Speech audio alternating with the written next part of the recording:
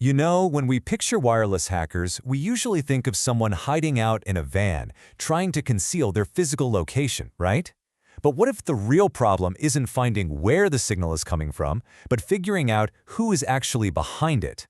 So let's dive into how attackers become digital ghosts, completely erasing their tracks right there on the network itself. Now, just to give you some context, this is part 4 of a 10-part tutorial we're doing. It's all based on a really comprehensive report called Wireless Hacker Evasion Techniques and Countermeasures by Virtualization Options LLC.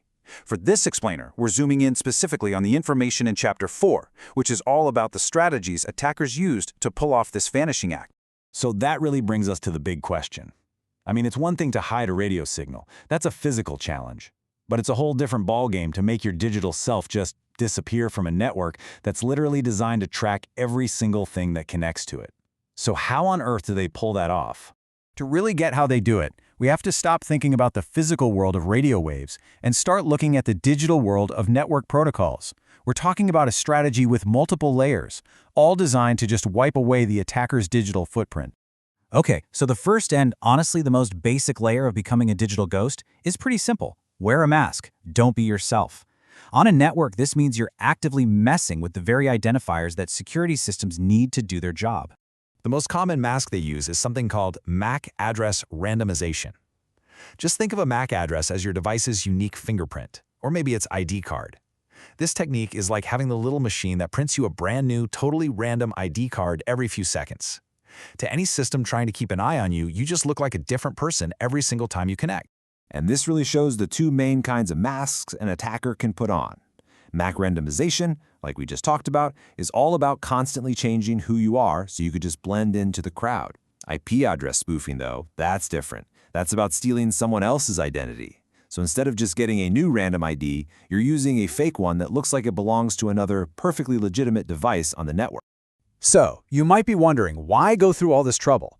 Well, the strategic advantages are huge. You can slip right past security systems that are on the lookout for a specific device.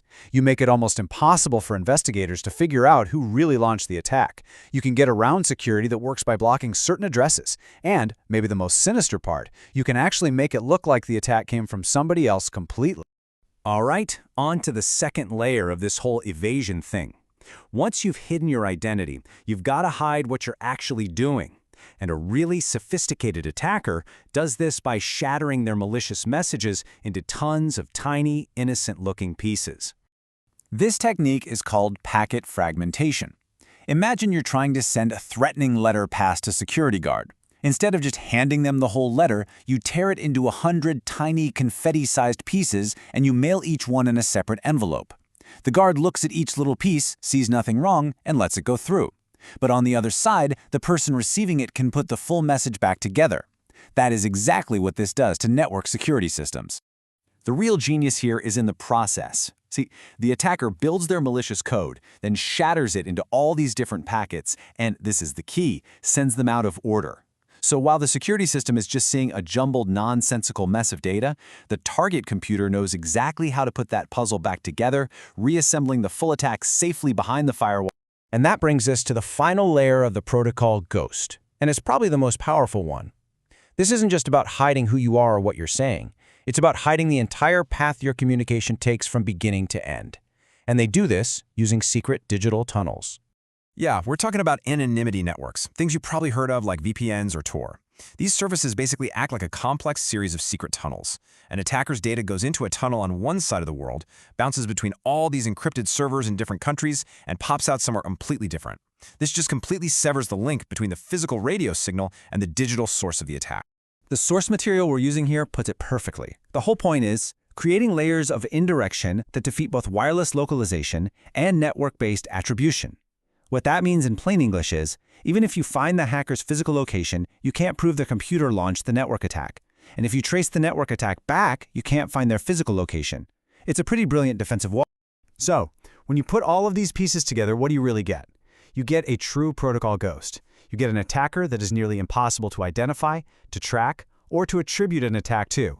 It's such a powerful combination. You have the fake identity from MAC randomization, you've got the shattered messages from packet fragmentation, and you have the secret tunnels from anonymity networks. Each layer just builds on top of the last one, creating a massive, massive challenge for anyone trying to defend a network.